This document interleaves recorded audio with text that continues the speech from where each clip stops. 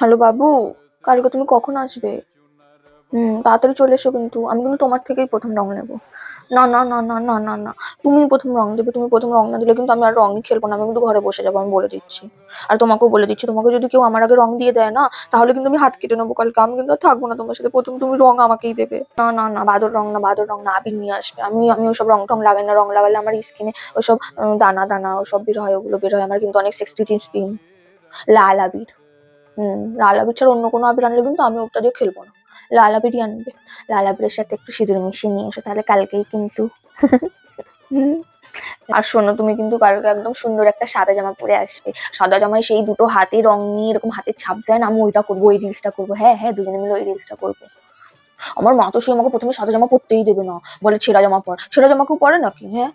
আমি সেই টিফিনের টাকা জমিয়ে একটা সাদা কুর্তি কিনেছি, আমি কালকে ওটাই পরবো, ঠিক আছে? তুমি একটু ভালো করে সেজে গুজে আসবে। শোনো, তোমাকে কিন্তু আমি বলে দিচ্ছি, কালকে তুমি ওইসব একদম খাবে না। হ্যাঁ, কালকে যদি তুমি ওইসব খেয়েছো, আমি কিন্তু হাত কেটে নেবো। আমি বলে দিচ্ছি, আমি তো হাত কেটে নেবো, দেখবে।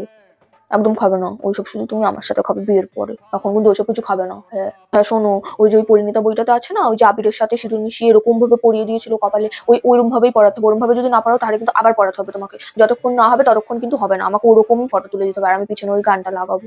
হ্যাঁ। না, তুমি সারাদিন কালকে আমার সাথেই থাকবে। হ্যাঁ হ্যাঁ হ্যাঁ, আমি রিয়ার থেকে কালকে একটা লাল লিপস্টিক ধার করে এনেছি, আমি ওই লাল লিপস্টিকটাই পরবো কালকে। ওটা পরে কিন্তু আমাকে ভালো ভালো ফটো তুলে দিতে হবে। হুম।